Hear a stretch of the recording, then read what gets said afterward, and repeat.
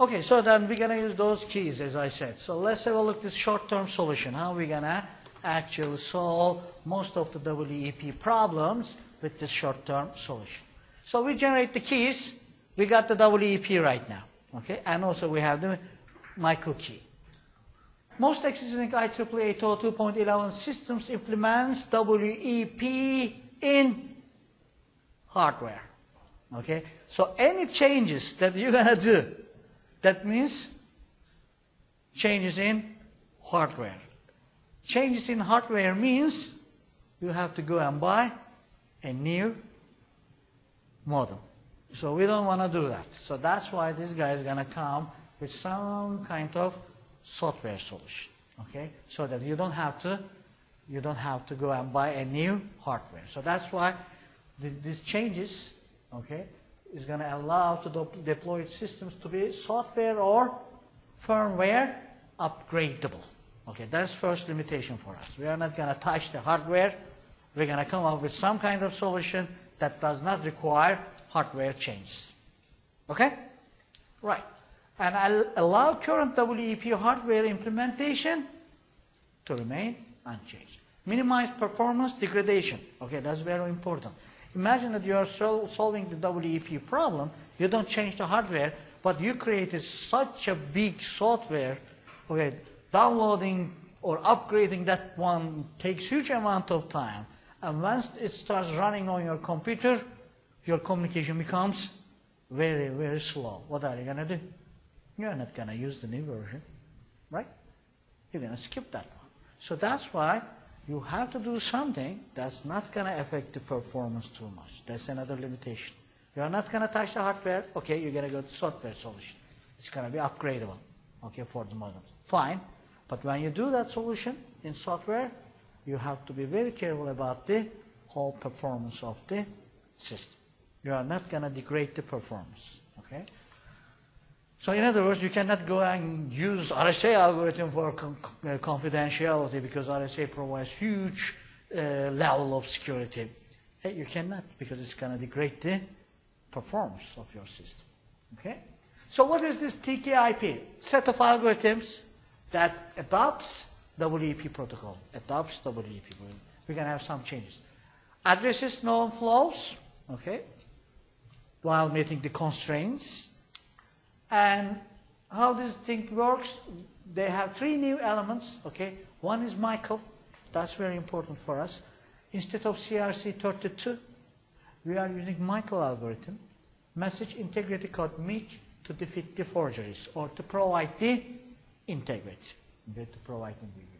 And we're going to have packet sequencing. Hey, we're going to use sequence numbers right now. Okay. Discipline to defeat replay attacks. Because we didn't have replay attack protection in the past. Someone can record the data and replay that data.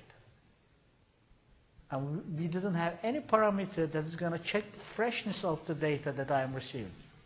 But with this packet sequencing, right now, if I receive the same packet, if I receive a packet with the same sequence number that I received before, I will say that, hey, this is a reply packet.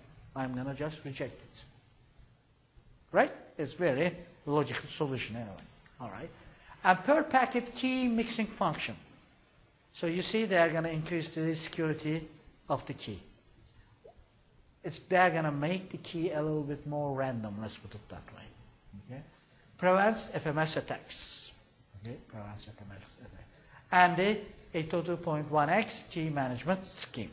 So they are going to use that key management scheme. TKIP mandates fresh keys to address key reuse vulnerability. Okay, so that's that mixing function is going to give us that stuff. Okay, let's have a look. There will be a mixing function per packet key mixing. Okay, and there is a Michael algorithm. This is a new algorithm. Okay, and WEP is right here. I'm not changing WEP. Okay, and Michael is going to first of all calculate the MAC or MIC, I should say, from the plain text data. Michael requires a Michael key. Okay, Michael key. So in other words, MIC calculation is key-based, secret key. Okay, so that's why we have to generate that key in previous slides. In previous slide. Remember the key management slide? So they are actually generating the key over there as well for Michael. MIC key. Okay, so I calculated the MIC. Okay, that's my output. Plain text plus MIC is my overall plain text right now. Okay, so this is going to go a sequence number for replay attacks, 48-bit by the way, sequence number, is going to go to a fragment that's for the plain text. Okay, so I'm going to put a sequence number to plain text to avoid replay attacks, as I said. And then I'm going to have transmitter MAC address. Okay, and I'm going to have an encryption key. Okay, I'm going to select that encryption key. And then with the sequence numbers, I'm going to mix them. I'm going to mix them. And I'm going to get a per packet WEP key. Per packet WEP key. And that per packet WEP key is going to be used in WEP for RC4. Okay. And now RC4 is going to generate the key, and this fragment is going to be encrypted, and the result is going to be my ciphertext. Okay, result is my ciphertext. So now you guys tell me how we are addressing the shortcomings of WEP with this one. Let's start with confidentiality. What was the problem with confidentiality? 40-bit key sizes, right? But right now, and we couldn't quite randomize the key. But right now, with the sequence numbers, transmitter addresses, we are making this key unique, okay, for the packages. Okay, for the packages. Is it solving the whole problem? No, but it is making it better. It is making it better, definitely. All right. So I have more random key, and with the higher key size. The higher key size. So when we generate the key over here for the WEP, that WEP key is going to be based on this encryption key, the sequence numbers, and this transmitted addresses. Yes, then. Over here, we are not changing anything. 40-bit or maximum 104 bits. Okay? But this one could be different. Okay? This one is going to be maximum key size that is accepted by RC4. Okay? That is 155 times 8-bit or something like that. I'm not sure right now. I think we have, oh, I'm sorry, 155 times 8, I should say. If you check the RC4 link from my slides, you will see that the first part is the RC4 key length that RC4 can take. Okay. So anyway, this is going to be big, in other words. Okay, this is going to be big. Yes, sir. Exactly, because this is going to be the key for the RC4. We are not changing anything in WEP. WEP is going to work as it is. What we are doing, we are making per packet WEP key a little bit more random. That's the whole idea. Putting more randomness. In the actual one was 24-bit, right? In clear form, was making the key 40-bit key random. But right now, 48-bit sequence number, transmit addresses, you are selecting something random yourself, so then that's going to be more random over here. Okay? So we are avoiding the reuse much, much better. Okay? Much, much better. The other thing is integrity. Michael is going to definitely provide integrity much better than CRC. But you may ask this question. Michael is not a standard algorithm, by the way. It's not SHA-1. Okay? And go and check the Michael details as well, okay, for your e-portfolio. And then they selected Michael, okay, and they decided to use Michael in this standards. But I'm telling you, Michael is not a standard MAC or hash algorithm. Standard hash algorithm that we are using is SHA-1. Okay? And later on in CCMP, they are moving to AES. They are going to calculate the MIC based on AES, which is AES is already standard anyway. Okay? So they are not going to use Michael. But we are definitely providing integrity. All right, so let's have a look how Michael works. Let's have a look at that one. Basic idea for Michael. MIC algorithm computes the keyed function of data at transmitter. Okay. Sends the receiver is attacked with the data. So in other words, MIC is going to be attached to your plain text. Okay. And this attached MIC is going to be recomputed on the other side.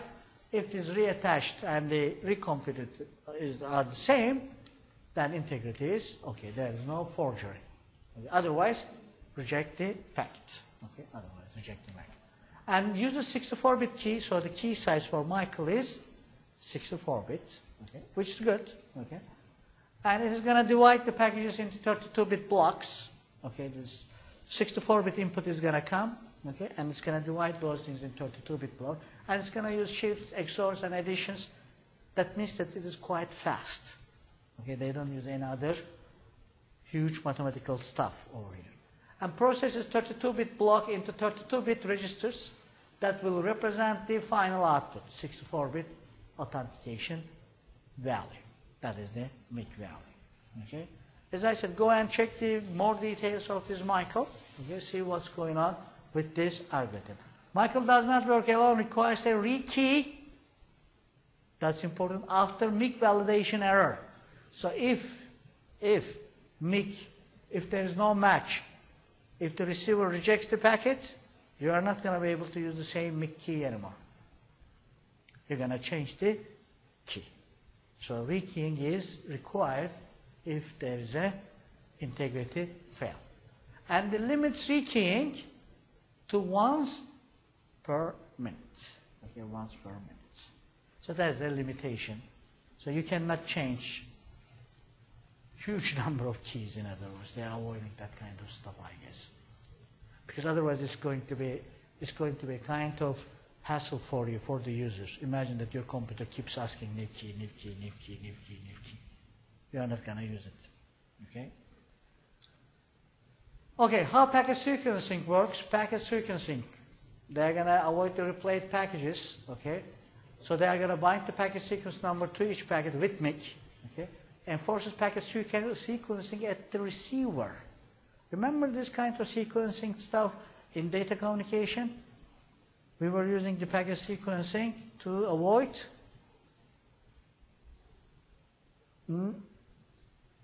I'm not going to say reply attacks because it's not the security stuff over there, but we were trying to detect lost packages, okay, or out of order packages. Okay? So they are using the same thing. Enforces the packet sequence get receiver. So the receiver and the transmitter must be synchronized. So I'm going to tell the receiver that, hey, first packet that is going to come will have this sequence number that we were doing in data communication, for example. Okay? With the sliding window mechanism, if you remember sliding window mechanism, it was providing that kind of stuff. Okay, TKIP extends current WEP format, uses 48-bit sequence number, mixes them, okay, and sequencing the encryption key and encrypts MIC and WEP ICV. Okay. This ICV is still there, CRC is still calculated. We are not changing anything in WEP. But then therefore replay attacks, ICV or MIC failures is going to be detected. It is going to be easily detected. Okay, how Perpacketkey mixing works. So let's have a look at that one. TKIP introduces new packet per encryption key. It's going to take the base key, that's your encryption key, okay, transmitter MAC address, and the packet sequence number as inputs, okay, and then outputs new per packet WEP key. Mixing function splits into two phases, okay. They are using a S boxes. Oh, okay, so this is a different story, okay. If you guys are familiar with the AES algorithm or DES algorithm, okay, or cryptology, one of the major functions in every modern crypto algorithms are called substitution ciphers. Substitution ciphers. So what is the meaning of substitution cipher? Most probably you use that kind of cipher when you were a high school student or something like that, if you want to try to hide something from your family, okay, or from your friends. What you are doing is, for example, let's say that you are replacing the letters with numbers. Okay? A is 1. Okay? So instead of writing A, you are writing number 1. Okay? That's called substitution cipher. You are substituting your plain text with something else. Okay? We are actually using that technology in modern ciphers. We are substituting our plain text with something else. The other thing that we are using in modern ciphers is called permutation ciphers. So this time I'm rearranging my plain text. So let's say that my plain text is ALI. Okay?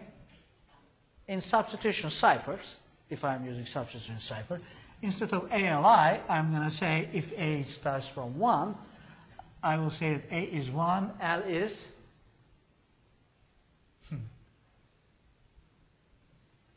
9, and I is whatever, let's say 12. Okay? So this is my ciphertext right now. Okay? I created ciphertext. But if I am using permutation cipher, what I'm going to do is I'm going to rearrange these numbers, these characters, so these letters. Let's say that I'm going to shift each letter next to each other. So I will do this. And for the last is going to be something like this. Okay, I, A, L. I, A, L. That's the rearrangements. Okay, so this is called permutation cipher. So in modern ciphers, we call it product ciphers in today's world, like AES algorithm, like DES algorithm. They are actually made up of these two types of encryption techniques: substitution cipher and permutation cipher. Substitution's part in those algorithms is going to come in a table, big table. You will see some numbers over there. Okay? Some numbers over there. It will say that first bit, let's say that this is 54. First bit is going to be replaced with 54. Now, I'm sorry, that's transposition. There will be some numbers, let's say 32, 45, okay? And it says that based on the data that you are entering to the substitution table, let's say that this is 15, and I'm going to go and find the 15th number, okay? And I'm going to replace my data with that 15th number, that is 45, for example. This is called substitution tables, okay? In AES algorithm, we have that one, SBox, okay? And in DES, we have 8 of them. And the design of those in DES algorithm is still secret. Nobody knows. But in AES algorithm, we know how to create that SBox.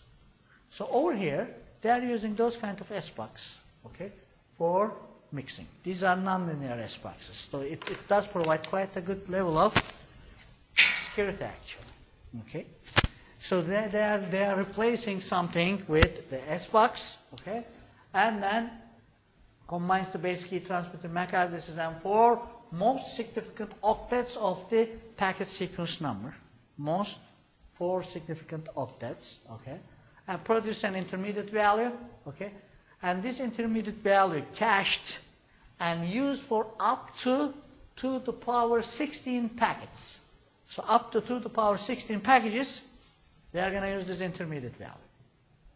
Okay? But if the packages, number of packages that you are transmitting is more than that one, we're going to go and create something else. That is de-correlates. Separates packet sequence number from the per packet, defeating the FMS attack, and mixes intermediate value with, this time, 2 least significant octets of the packet sequence number. Least significant octets of the packet sequence number. Okay. Then you are getting the per packet key. Here you are getting the per packet key. All right? You see, these guys are creating quite a good stuff, and random stuff actually, so that they're increasing the security of the web key that we are using. Okay? So that's why they are trying to address the confidentiality issue that we had in RC4 algorithm. Okay? I use a small cipher to diffuse intermediate value and sequence number octets evenly across per packet key. Okay. If you remember, at the beginning of this course, I told you guys that I'm not able to go all the details for everything that we're going to cover over here. Okay. For example, right here it says that it uses small cipher, and right here it says that it uses S-box. Okay. And we are not going into details of those. What you're going to do is you're going to go and find out the details of these things, and you're going to share it with us. Okay? You're going to share it with us. So if I need a little bit more info, I'm going to find it from you guys. Okay? And you guys are going to find it from each other. So that is the idea of complementing the information. Okay? So you're going to find something that is going to complement what I'm explaining over here. Okay?